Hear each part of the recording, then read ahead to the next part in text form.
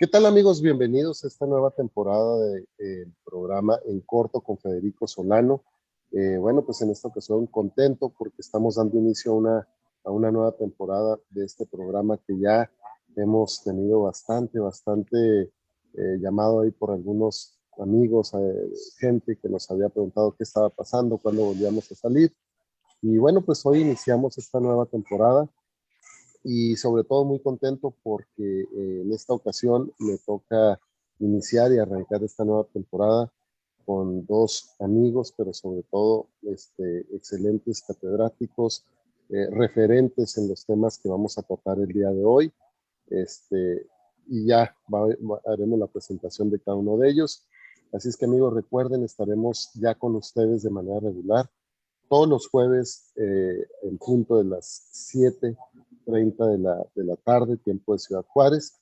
Y para todos aquellos que nos ven en alguna otra parte del país, del estado y del mundo también, pues estaremos transmitiendo desde la mejor frontera del país, desde Ciudad Juárez.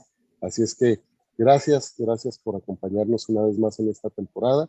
Y también gracias hoy a nuestros invitados y a todos los que van a estar siguiendo esta transmisión. Bienvenidos a ambos. Muchas gracias. Bueno, pues primero que nada, agradecerles el que nos acompañen en este arranque y sobre todo, pues que tenerlos es un honor en este primer programa. Voy a proceder a la presentación, si me lo permiten. Y bueno, pues amigos, nos acompaña el doctor Joaquín Alcaide Fernández. Él es catedrático de Derecho Internacional Público y Relaciones Internacionales en la Universidad de Sevilla, España, licenciado en Derecho por la Universidad de Sevilla y en Ciencias Políticas por la UNED. Obtuvo el grado de doctor en Derecho por la Universidad de Sevilla. Tiene también el diploma de Derecho Internacional Humanitario y de Derecho Comunitario Europeo de la Universidad de Sevilla. Ha cursado estudios de especialización en Derecho Internacional Público y Relaciones Internacionales, entre otros, en la Universidad de Derechos Humanos de Estamburgo, en el Comité Internacional de la Cruz Roja en Ginebra, Suiza, la Universidad Internacional Menéndez y Pelayo en Valencia y Sevilla, y la Academia de Derecho Internacional de La Haya en Países Bajos, entre otras cosas. Además, el doctor es experto en Derecho Internacional Público y Terrorismo, y bueno, pues con una vasta referencia en cuanto a publicaciones, las actividades terroristas ante el derecho internacional contemporáneo, Naciones Unidas y la lucha contra el ciberterrorismo, terrorismo, seguridad colectiva y uso de la fuerza, terrorismo y derecho internacional, desarrollos normativos e institucionales tras el 11 de septiembre. Doctor Alcaide, gracias por acompañarnos desde Sevilla, España. Bienvenido a este programa de En Corto con Federico Solano. Placer.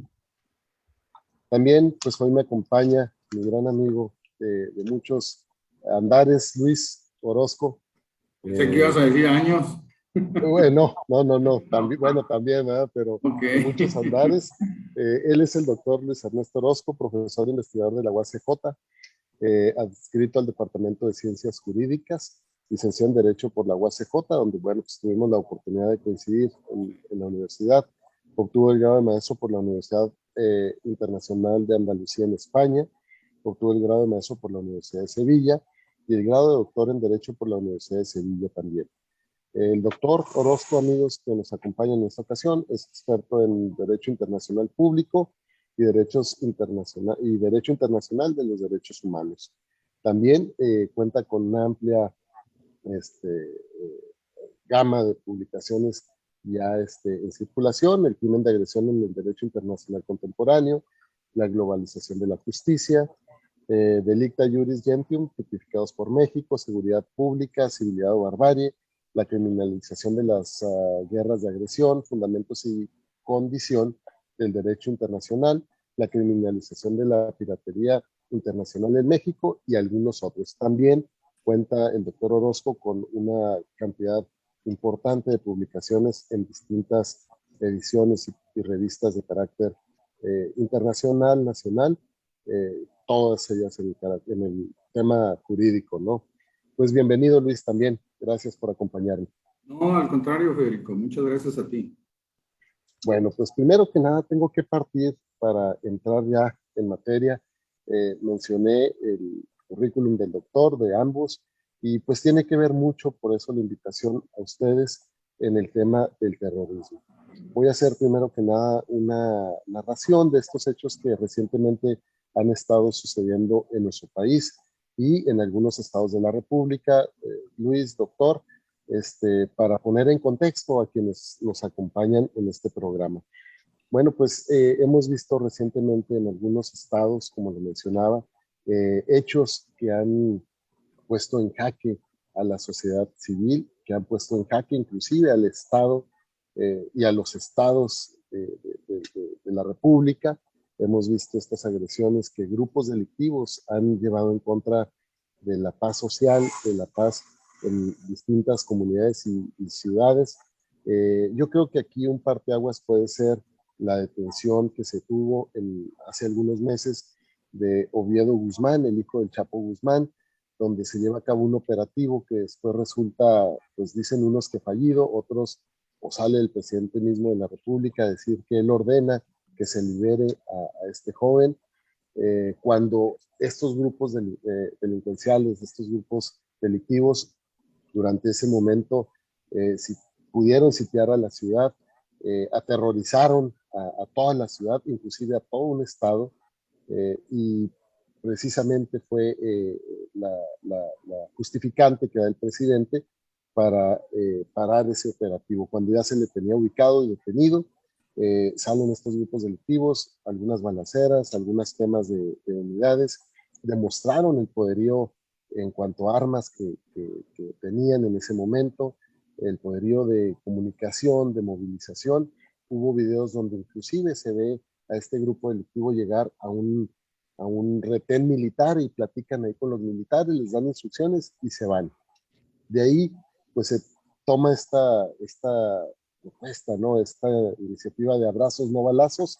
Y bueno, de ahí creo que ha venido en escala en varios estados de la República, en varias ciudades, al grado de algunos de ellos en Michoacán, en Lechuguilla, donde inclusive ni el ejército ha podido entrar, fueron recibidos con bazucas, con ataques hacia las aeronaves, el gobernador, el presidente municipal no poder llegar y aterrizar en esta zona para ver qué era lo que estaba pasando.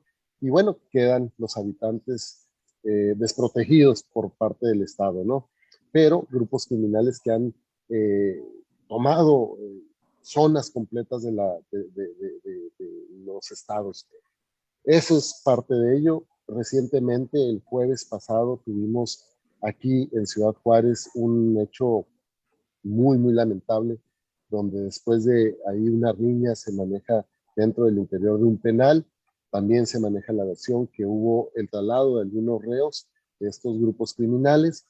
Y bueno, desata todos unos actos de violencia en la ciudad, que inclusive se llegó a atentar contra civiles. Se reporta al final del día 11 fallecidos, entre ellos mujeres que fueron encerradas en una tienda de conveniencia, se les prendió fuego y adentro murieron asfixiadas.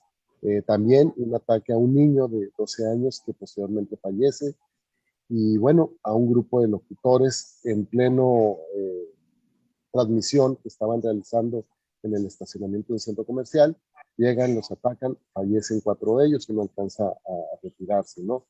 Sin embargo, durante el largo del día se suscitan estos actos, terminando por ahí a las 8 o 9 de la noche, pero en ese momento pues la ciudad queda totalmente en vilo, queda desprotegida, vemos las fuerzas de seguridad actuar, y bueno, los días subsecuentes, viernes, sábado, domingo, el comercio cerrado, instituciones educativas, Luis, donde tú laboras y impartes cátedra, suspende actividades, el comercio, la sociedad se aísla, se resguarda en sus domicilios. Hubo por ahí una escalada de mensajes a través de las redes sociales, pues diciendo que eso iba a continuar, que venían grupos criminales de otras regiones del país y del estado a pelear la plaza, pero lo mismo lo vemos y se replica al día siguiente en otra ciudad, en otras ciudades, en otro estado fronterizo, en Baja California, en Tijuana, en Mexicali, en Ensenada, se queman camiones, se cierran comercios, se atacan civiles, y eso, bueno, pues es parte de lo que venimos padeciendo tanto en el norte de la República, en estos dos estados fronterizos, como en el interior. Recientemente también en Jalisco se hace la detención por ahí de algunos mandos dentro de estas organizaciones criminales. Igual se desatan actos de esta naturaleza, actos violentos en contra de la sociedad. Guanajuato, otro estado que también fue muy azotado y ha sido muy azotado por este tipo de actos. Y bueno, pues ante esta narración, doctores y amigos que nos acompañan, pues la pregunta obligada, obligada porque pues lo estamos escuchando, lo estamos analizando, viendo en charlas de café, en las amistades, con las redes sociales, los comentarios, si realmente todos estos actos que se llevaron a cabo son tales que desestabilizan a un Estado, pero también a la sociedad, y que pudieran considerarse, pues, así, actos de terrorismo. El gobierno ha hecho declaraciones, tanto el federal, el estatal, en ese sentido, y dicen que no, que son hechos aislados, que es la respuesta a la lucha frontal que se tiene en contra de estos grupos. Y para ello, bueno, pues la invitación, ustedes que son los expertos, doctor Alcaide, Luis, pues para platicar en esta ocasión con nuestros televidentes, si precisamente pues esto pudiera considerarse como tal. Y para ello inicio primero que nada, si me lo permiten, con el doctor Alcaide. Doctor, estos actos o qué debe entenderse por terrorismo. Y me gustaría saber también si existe un consenso entre los países sobre lo que ha de entenderse por terrorismo, doctor.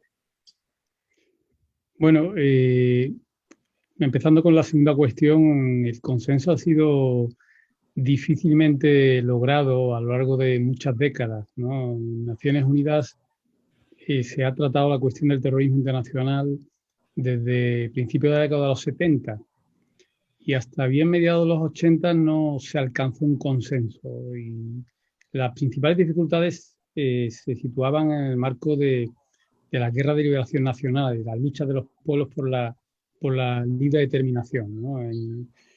Particularmente todavía tenemos pendiente la libre determinación del pueblo palestino. Y eso ha sido un conflicto entre palestinos e israelíes y el Estado de Israel que ha obstaculizado enormemente el entendimiento. Muchos de los estados que hoy conforman Naciones Unidas, que son estados soberanos e independientes, han adquirido esa independencia justamente a través del ejercicio del derecho a la libre determinación de los pueblos, ¿no? Y Como entonces México. claro, son muy afines a estas invocaciones, ¿no? Y entonces temen siempre que a través de el nombre de la lucha o de la lucha en nombre de contraterroristas se sofoquen muchas bueno, revueltas y luchas que persiguen la libertad, ¿no? La libertad de los pueblos.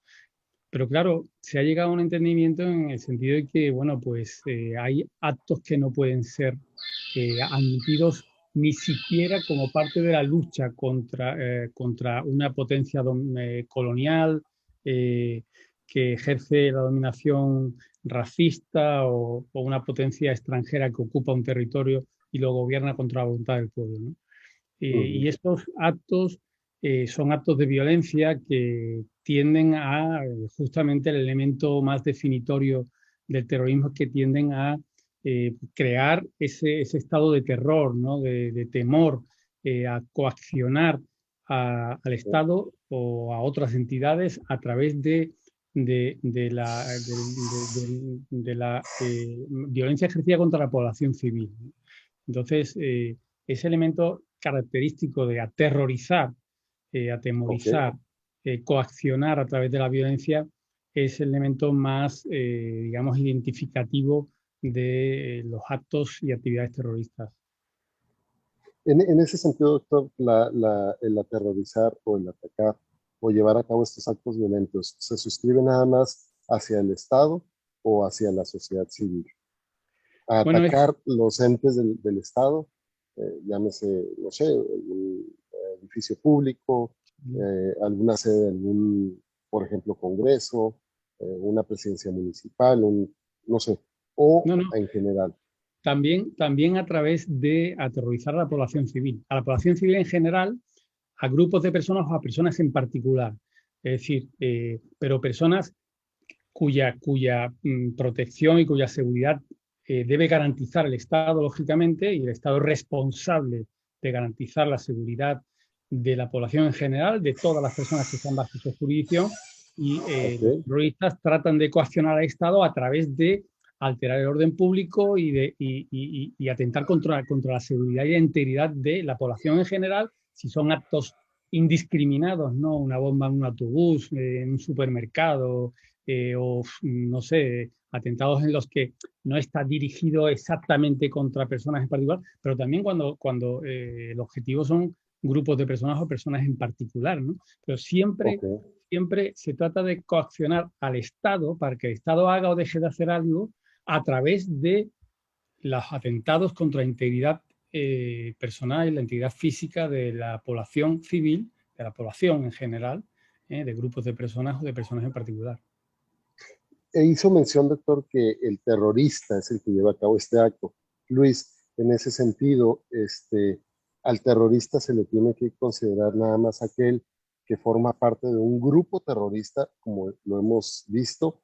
Un ejemplo pudiera ser Al-Qaeda, o pudiera ser cualquier individuo o sujeto que lleve a cabo este tipo de actividades, o este grupo o grupos que pudieran llevar a cabo estos atentados, que se lo autoadjudiquen.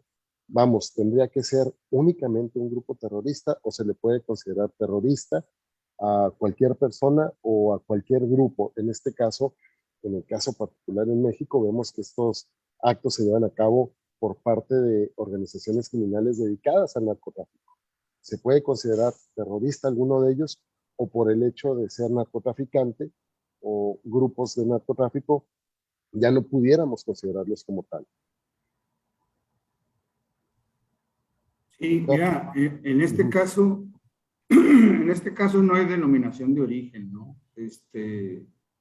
Cualquier persona particular puede hacer actos terroristas, ¿no? En el sentido que lo manifestaba el doctor, de este consenso al que se ha llegado, ¿no? Que sería violencia, más terrorismo, es decir, crear terror, con la finalidad de coaccionar al Estado o a alguna otra entidad para que haga o deje de hacer, que de otra manera no lo haría, si no se hiciera de esa manera.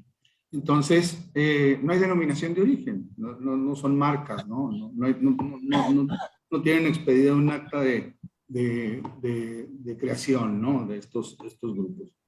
Sin embargo, sí hay algunos países, y esto es parte de lo que te decía el doctor Alcaide, que, bueno, hay tantas definiciones de terrorismo como países, ¿eh? Cada país tiene una definición distinta. Por ejemplo, nosotros, bueno, no la vamos a ver ahorita, ¿no? Pero nosotros no definimos, o mejor dicho, no tipificamos el tipo de terrorismo hasta los años 70, a principios de la década de los 70, ¿no? Precisamente en respuesta a esta sinergia que te decía el doctor Alcaide. Y hay algunos tipos penales en algunos países donde sí precisan el elemento grupal, es decir, que sea un grupo, pero no necesariamente que tenga acta de nacimiento, ¿no? Es decir, puede eventualmente no haberse manifestado ni reivindicado los casos, los actos de violencia, o puede haberlo hecho y la población civil no lo sabemos, ¿eh? Esa información puede estar en manos del Estado y, por supuesto, esa información reservada. Entonces, a la pregunta es, ¿se puede? Sí, sin ninguna duda, ¿no? Por sus obras los conoceréis. Tal cual. Doctor Alcaide, ¿hay una diferencia entre terrorismo internacional y terrorismo doméstico? Bueno, apuntando lo que decía el profesor Luis Ernesto Orozco, la cuestión de actos aislados o actos como parte de una estrategia coordinada, sostenida en el tiempo y reiterada, y por parte de un individuo en particular o por parte de una organización, son todos manifestaciones distintas del terrorismo. Es decir, el terrorismo puede ser un sujeto aislado, ¿no? Recuerdo en las décadas de la Guerra Fría ese Carlos, ¿no? El terrorista, Carlos, que el era como Chacal. un chacal, exactamente, ¿no? Carlos Un Illich, tipo tu amigo es aislado que Carlos. trabajaba por encargo de los distintos estados y que, bueno, tenía una organización muy reducida, si la tenía, ¿no? Era él. Sí. Y después, dentro de las distintas tipificaciones, se puede tipificar la pertenencia a banda armada o a grupo terrorista. Es decir, el hecho de que uno no haya participado directamente en un acto terrorista, pero sí indirectamente por pertenecer a una organización terrorista, ¿no? Entonces, todo esto son diversas facetas de la manifestación. Y otra justamente es esa distinción entre terrorismo internacional y terrorismo nacional, ¿no? Es verdad que desde la perspectiva del derecho internacional preocupa lo que diríamos el terrorismo internacional, ¿no? Pero el terrorismo se internacionaliza fácilmente y el derecho realmente es difícil distinguir entre un acto terrorista y un acto de terrorismo nacional y un acto de terrorismo internacional, salvo que, bueno, pues como hace, por ejemplo, el ordenamiento jurídico mexicano, ¿no? El Código Penal Federal, salvo que, lógicamente, es terrorismo internacional un acto llevado a cabo en territorio mexicano para tratar de coaccionar a un tercer estado extranjero, ¿no? Entonces, eso tiene una dimensión internacional clarísima, pero los tratados antiterroristas, los tratados que se han adoptado en el marco preferentemente de Naciones Unidas, ¿no? Pero también el Consejo de Europa, en la Organización de Estados Americanos y otras organizaciones regionales, definen el acto de terrorismo no por su dimensión internacional o nacional, sino objetivamente, ¿no? Como acto que claro, toca.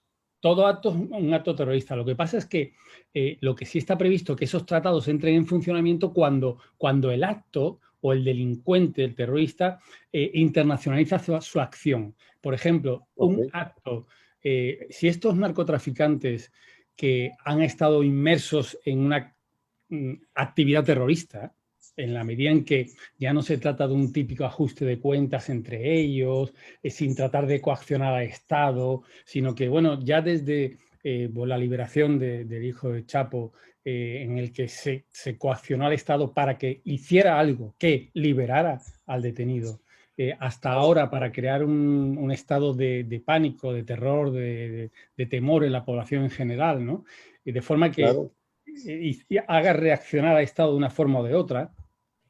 Si estos narcotraficantes que han estado inmersos en esta actividad terrorista escaparan a los Estados Unidos, ya el derecho internacional sería necesario para tratar de establecer los cauces de prevención, ya no, pero sí de represión del terrorismo, porque o bien los Estados Unidos habrían de juzgar o bien habrían de extraditar a los narcotraficantes, a los individuos sospechosos, para que fueran juzgados en México. Entonces ya ahí entra el derecho internacional como un cauce para la extradición, para la asistencia judicial en materia penal. Entonces, un acto que en principio es un acto de terrorismo nacional, digamos, y se tipificaría cuando hay una diferencia, por ejemplo, en el Código Penal Federal mexicano, no hay una diferencia entre terrorismo nacional y terrorismo internacional.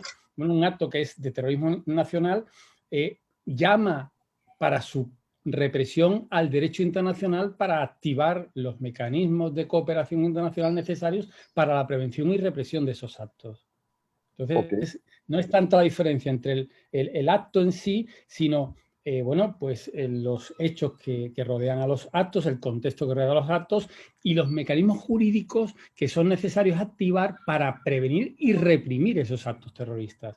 Porque entonces el derecho nacional no es suficiente. Es una condición necesaria, pero no es suficiente para reprimir esos actos terroristas. Porque si ya el terrorista se fuga a un tercer estado, amigo, si no tenemos la cooperación internacional de ese Estado y esa cooperación internacional de ese tercer Estado se consigue a través de tratados internacionales, no podemos reprimir. Y las obligaciones del derecho internacional exigen exactamente esa cooperación jurídica internacional. Perfecto. Doctor Orozco Luis. Sí, Federico, si me permites.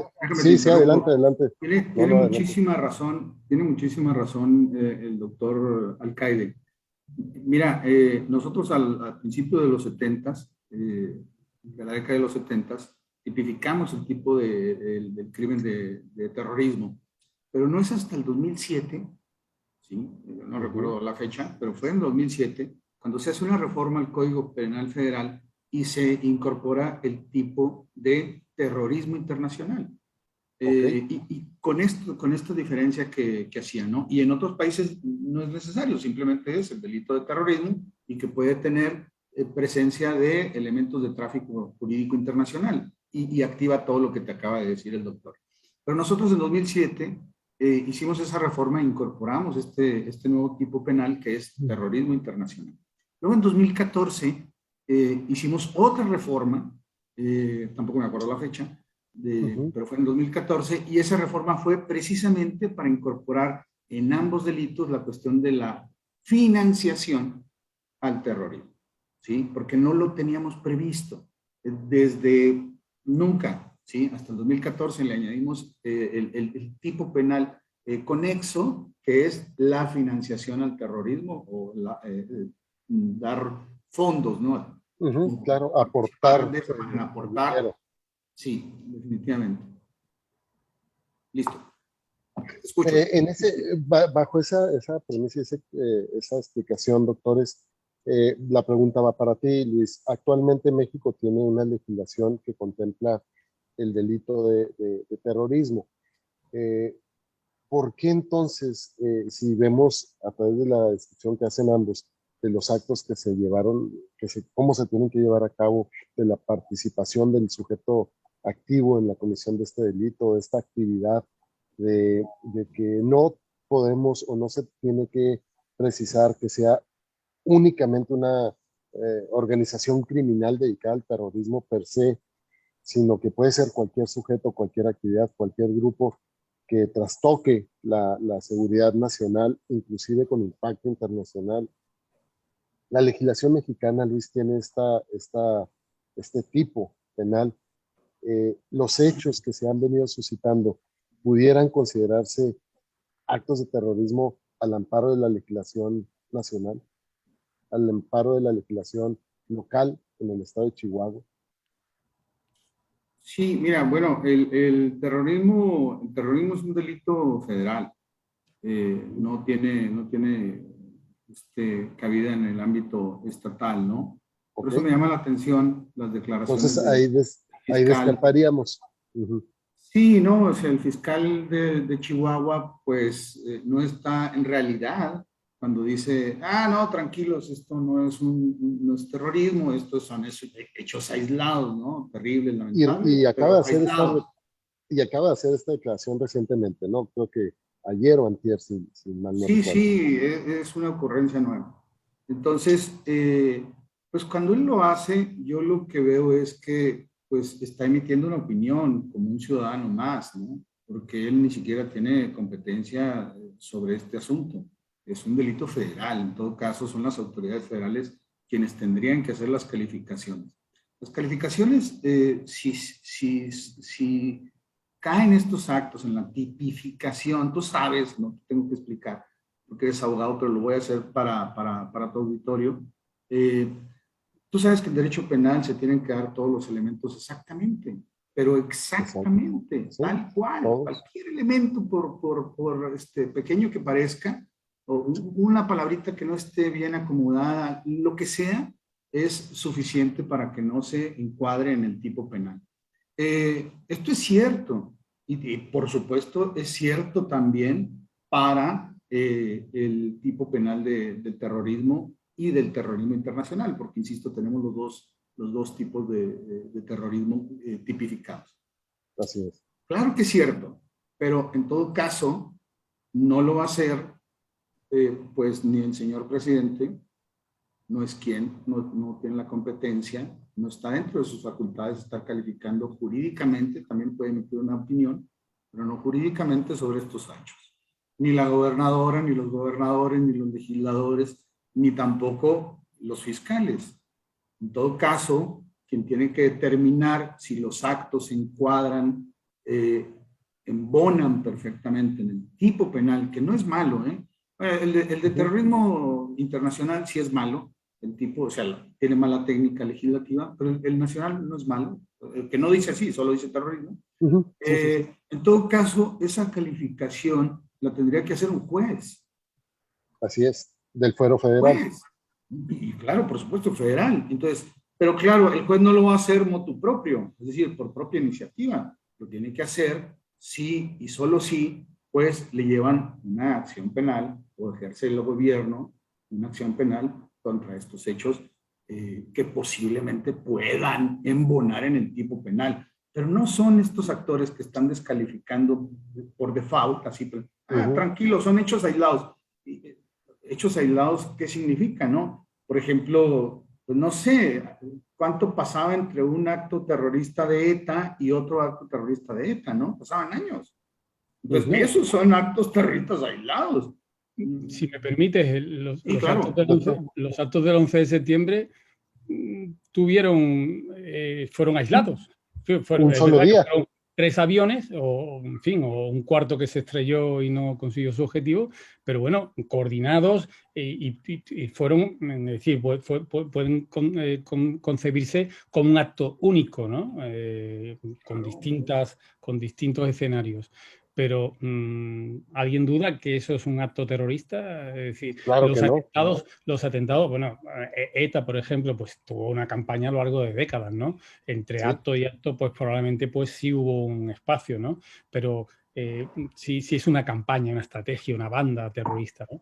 Pero los atentados del 11 de marzo de 2004 en Madrid, contra los trenes de Atocha, tampoco ha habido una réplica, ni ha habido antecedentes. No, Algunos antecedentes, pero de terrorismo yihadista, no por parte de esos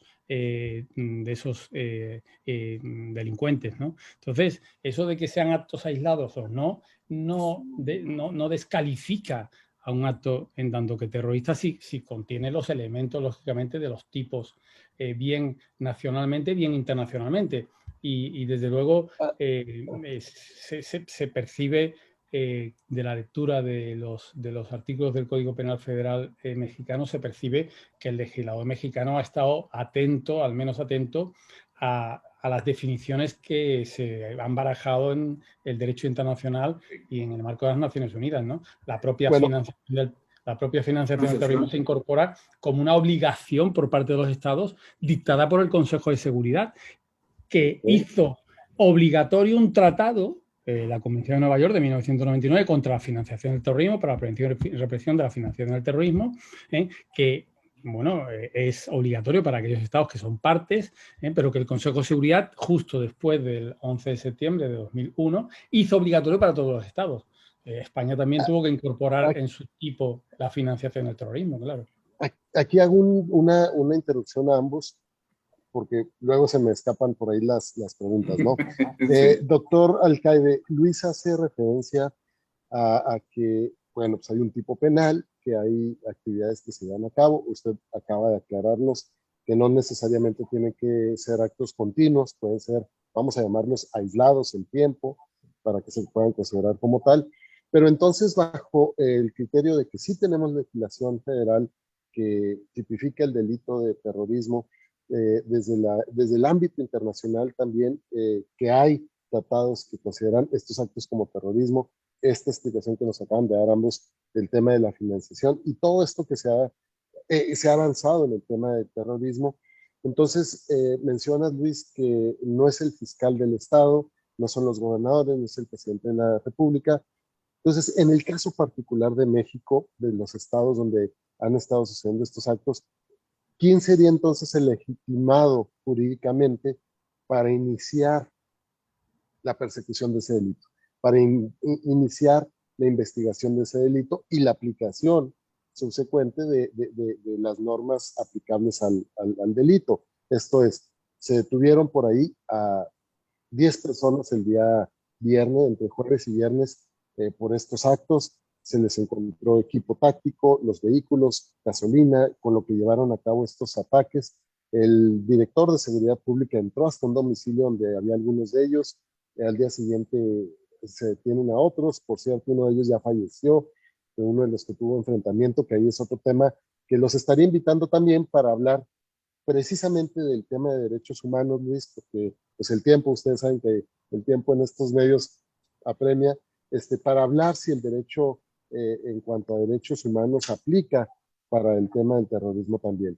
Sin embargo, la pregunta va encaminada a lo siguiente: ¿quién sería entonces el legitimado al tener conocimiento, pues, obviamente el Estado, de estos actos? Porque, pues, lo dices Luis, tendrían que llevarle al fiscal, en este caso federal, oye, aquí están estos detenidos, te los pongo a disposición, Fiscalía General de la República, inicia la investigación y pues que sea delito federal. Sin embargo, los vemos en el fuero común, algunos de ellos me voy a atrever a decir que van a salir por algunas deficiencias en la detención, en los procedimientos, y también pues por la, ¿qué le vas a tipificar, no? A estas personas que se detuvieron. Sí, ¿Alguno? gracias. Uh-huh. Sí, mira, me preocupa la pregunta misma, ¿no? La pregunta misma, claro, la haces tú porque es lo que tú percibes en la sociedad, ¿no? Así La perplejidad. Es parte, yo creo, del terror o una consecuencia del terror, la perplejidad, ¿no? Eh, Quedarse perplejo, no saber quién es o qué autoridad es la que tiene que saber. Pues cualquier abogado te va a decir eso.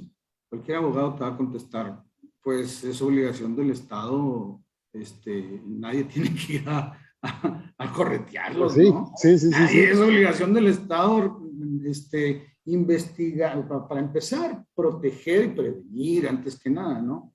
Proteger y prevenir los actos de terrorismo y de cualquier tipo de violencia, en cualquier escala. Y luego, bueno, ya cuando se dan, que algunos son inevitables, que a veces parece que todos lo son, pues entonces reprimir. Pero no tendríamos por qué estar en ese estado de perplejidades. Y ahora, ¿quién va a ayudarnos? ¿No? Aunque lo que decía el Chapulín Colorado, ¿me está acordando? Así ¿Ahora es. quién podrá Así es. ayudarnos? ¿No? Y ahí sale el Chapulín Colorado. Yo creo que hasta era una frase de crítica social, ¿no? Que demostraba esto de la eficacia del Estado mexicano. Yo sí estoy preocupado por estos hechos, ya antes de que nos vayamos, porque debilitan la acción del Estado. Alguien me preguntó, Definitivamente. hablando con algún compañero en la universidad, me decía, bueno, ¿y tú crees que ya estamos en un Estado fallido? No, para nada, en absoluto, no lo estamos, pero la vía va hacia allá, la vía no se va a mover.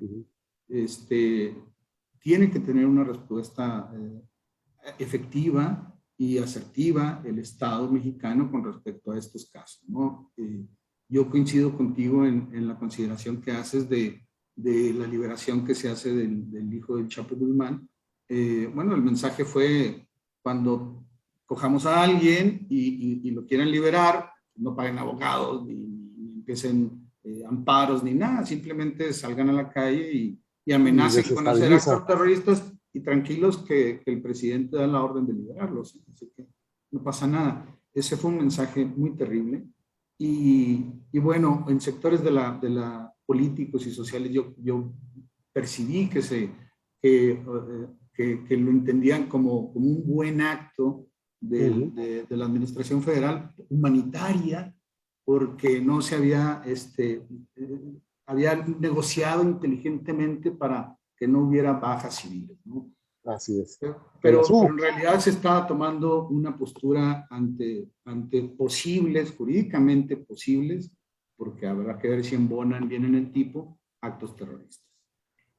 Doctor Alcaide, una última pregunta y nuevamente reiterarle mi agradecimiento por haberme acompañado en este programa de inicio de temporada, pero sobre todo haciendo el compromiso que desde allá, desde Sevilla, España, nos acompañe nuevamente a otra participación, doctor, para enfocar más este tema en cuanto a los derechos humanos. Pero la última pregunta con la que a mí me gustaría irme, doctor, eh, usted es un referente en el tema de terrorismo internacional y qué implicación tendría para México el declarar estos actos que estamos viviendo en esta administración, sobre todo, que han desestabilizado regiones ya completas del país inclusive afectando al sector económico, que dicho sea de paso, afecta a intereses internacionales de empresas internacionales. ¿Qué implicación tendría en el ámbito internacional que el gobierno de México declarara estos actos, los que ya sucedieron? Espero que no vuelvan a suceder y que tuviera que darse esta situación, que México declarara actos de terrorismo dentro del territorio nacional. ¿Qué implicación le traería a México en el ámbito internacional? Bien,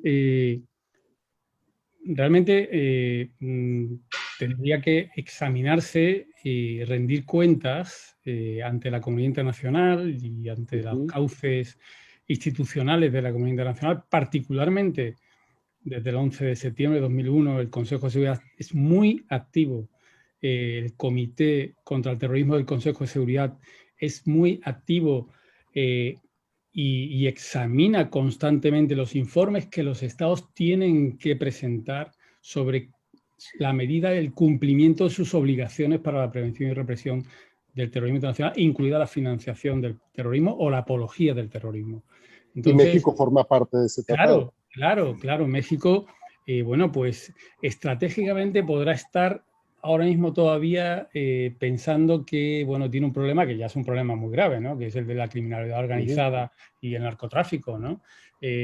Pero probablemente no quiera diversificar los frentes y decir, bueno, pues ahora tengo el problema del narcotráfico y el problema del terrorismo. Porque efectivamente son dos vías de delincuencia que han estado de alguna forma separadas, pero que en los últimos años también se han entrecruzado. No sin antecedentes previos, pero se han entrecruzado sobre todo, por ejemplo, el Consejo se ha mostrado su preocupación por la implicación del Estado Islámico, ¿no? Con un control territorial muy efectivo en parte de Siria y parte de Irak, pero se ha preocupado por su implicación en el contrabando de, por ejemplo, petróleo, el contrabando de antigüedades, el contrabando de inmigrantes irregulares, porque Algo eso que es sucede en fuente, México. claro, eso es fuente de financiación de las actividades que eventualmente son actividades terroristas de esos grupos. Entonces, nada dice que un grupo criminal organizado dedicado al tráfico de armas o de inmigrantes irregulares se embarque en actos terroristas, aislados o no, ni que un grupo de criminalidad organizada dedicado al tráfico de drogas se embarque en una campaña de actos terroristas, ¿no? Porque al final es una forma de conseguir algunos de sus objetivos. Y no necesariamente son objetivos políticos, sino también pueden ser objetivos, bueno, pues no políticos, ¿no? De intereses económicos, por ejemplo, ¿no? De control de control de territorios, de control de cuotas de mercado, en fin, bueno, pues obtención de De liberación influencia de política, ingresos, inclusive. de influencia a través de la coacción, ¿no? Entonces, probablemente México no quisiera abrir el nuevo frente del terrorismo internacional, que por supuesto, del que frente al que tiene que rendir cuentas en la lucha como lucha contra ese terrorismo internacional o terrorismo en sí, que tiene diversificación internacional, ante las instituciones internacionales. Lucha en la cual, antes lo preguntabas y no sé si hemos contestado abiertamente, lucha en la cual obviamente hay que preservar los derechos humanos y el derecho internacional humanitario cuando ha lugar. Obviamente. Es verdad que en un primer momento se puso el énfasis en la lucha contra el terrorismo a todo coste, pero después, incluso en los propios procedimientos del Consejo de Seguridad, con la elaboración de listas en las que se identifican a personas físicas y grupos asociados a grupos terroristas frente a los cuales se adoptan sanciones inteligentes, ¿no? Tipo confiscación de bienes, prohibición de viajar, de ingresar o salir de determinados territorios, y frente a los cuales se ha puesto en cuestión también derechos y libertades fundamentales, el derecho a ser oído, el derecho a una defensa, ¿no? El derecho a la transparencia, el derecho a replicar la inclusión en una lista. Pero en términos generales, incluso en los tratados internacionales, se ha incluido una cláusula en la cual se exige a los estados que en las medidas que adopten frente a al terrorismo internacional siempre se cumplan las prescripciones del derecho internacional humanitario, del derecho internacional de derechos humanos y del derecho internacional de los refugiados. Porque tampoco vale decir que los refugiados no los voy a dejar entrar en mi territorio porque son terroristas. Claro. Es otra argumentación que ha surgido al hilo de actos y actividades terroristas, ¿no? Doctor, quiero agradecerle su participación. Créame que es un honor contar con su participación y sobre todo en esta nueva temporada. Espero, como le digo, hago pública ya la invitación para dar continuidad a este tema, sobre todo más enfocado al tema precisamente de esto, de los derechos humanos en este rubro, ¿no?, del terrorismo. Doctor, muy agradecido y un saludo hasta Sevilla, España.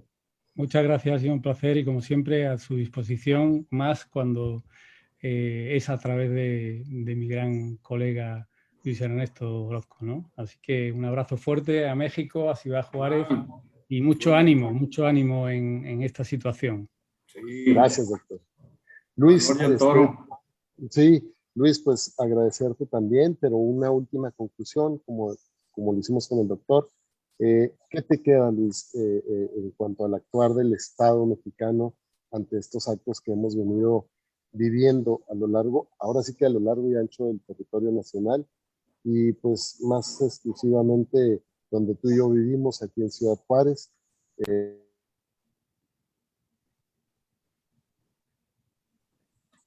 Tu último comentario, Luis, y también pues agradecerte tu participación, como siempre.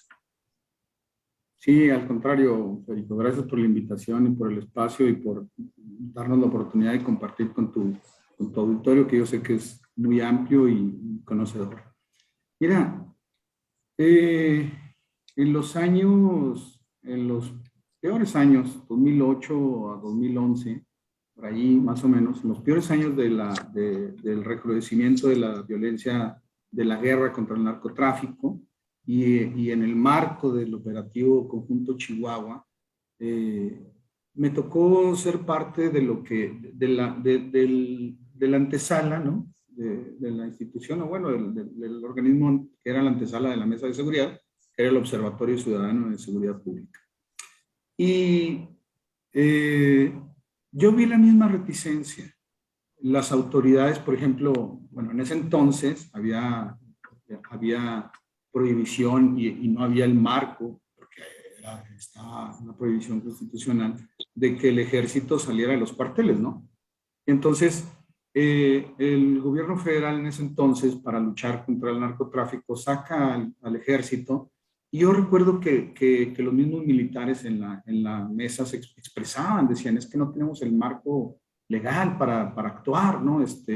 Y nos gustaría tenerlo. Es decir, ellos mismos querían tener ese marco. Si iban a ser llamados a una lucha sobre lo que fuera, bueno, pues querían ceñir su actuar al orden constitucional, sin ninguna duda, ¿no? Entonces yo recuerdo que yo lo planteé varias veces ante diputados federales, actores políticos, demás, no voy a decir nombres, y les decía, bueno, tenemos ahí, es necesario sacar el ejército, y me decían, sí, claro, por supuesto, tiene que actuar el ejército, las policías son insuficientes, el ejército tiene que encargarse de esto. Yo les decía, perfecto, pues entonces, pues activemos el estado de sitio, ¿no? El estado de excepción, perdón. O sea, tenemos la figura jurídica del estado de excepción, vamos a activarlo. Y ese es el marco jurídico para la actuación en ese entonces, hubiese sido el marco jurídico adecuado para la actuación del ejército en la coadyuvancia a la guerra al narcotráfico. Pero fue la misma resistencia. No, así como dicen en mi pueblo, no.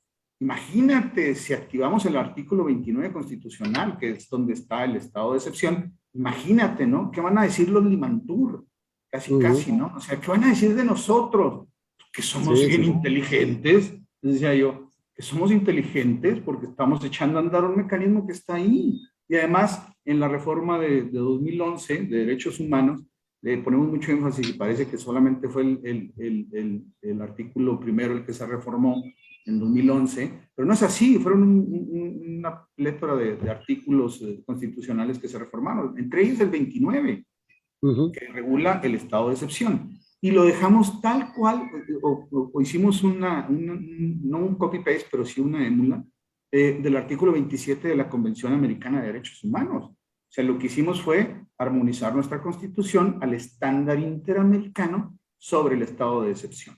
Entonces, bueno, pues eso es lo que puedo decir, ¿no? ¿Qué van a decir los Limantur? Pues eso, que somos inteligentes porque utilizamos las herramientas jurídicas que tenemos, claro, que además están apoyadas en el derecho internacional y que la comunidad internacional lo va a ver con buenos ojos. Pero había ese miedo, ¿no? Finalmente terminamos con la reforma constitucional, la creación de la Guardia Nacional, y yo lo vi como, ok, sí tenemos que hacerlo, ¿no? No vamos a activar el artículo 27, el artículo 29. 29. Sí, pero sí vamos a crear ese marco jurídico institucional, constitucional, para que las Fuerzas Armadas intervengan en lucha al narcotráfico. Yo veo que las autoridades, sobre todo las que se han manifestado, unas incluso, pues, así a bote pronto, yo creo que están en la misma situación, ¿no? En una etapa de negación. Claro. Confirmo lo que dice el doctor, ¿no? ¿Quién quiere abrir otro frente? Pero le haría una matización. ¿Quién quiere reconocer el frente? Porque el frente está ahí. Sí, sí. ¿Quién quiere reconocerlo, no? Pues es que políticamente... ¿Qué van a decir los Limantur si tenemos terrorismo, no? No, yo creo que es un tema de carácter político, ¿no? No conviene. Sí, sin duda. Tenemos elecciones el año que entra en algunos estados de la República y se acerca la presidencial, entonces atacar este tema y, pues sí, enfrentarlo y darle respuesta como tal, pues puede afectar políticamente las aspiraciones de muchos. Sí, sin duda es uno de los elementos o uno de los factores en la ecuación de cómo vemos que el Estado mexicano está respondiendo ante estos actos aislados. Luis, pues te quiero agradecer también a ti el que me hayas acompañado en esta ocasión, en este programa de arranque de nueva temporada. Un saludo pues aquí a Ciudad Juárez, en este día lluvioso que nos toca. Sí. Y bueno, doctor, nuevamente agradecerles a ambos que me hayan acompañado. El compromiso está hecho. Otra transmisión donde habremos de enfocarnos más al tema de los derechos humanos, si me lo permiten y me aceptan la invitación, para efectos de la observancia del Estado precisamente en este tipo de actos, ¿no? Y en este tipo de actividades cuando se persigue el delito, cuando se persigue sobre todo, y yo voy a ser muy enfático, este tema del terrorismo, ¿no? Pero bueno, agradecerles y también agradecerles a todos ustedes, amigos que me han seguido a lo largo de este tiempo, que hoy retomamos y que ya con gusto estaré nuevamente con ustedes cada jueves, llevándoles distintos temas, distintos invitados, y como lo ven, ya no nada más aquí en Ciudad Juárez, sino al otro lado del mundo, al otro lado del Atlántico, y estaremos por ahí participando con otros temas de mucho interés. Hay mucho de lo que hay que hablar, hay que analizar, y sobre todo también con la participación y la voz de los expertos, como fue el caso hoy del doctor Alcaide, que agradezco, y pues obviamente también de Luis. Gracias a ambos, gracias a todos, y esto fue En Corto con Federico Solano. Hasta luego. Luis, doctor, hasta luego. Hasta pronto, hasta pronto. Hasta pronto, Federico, gracias. Hasta luego.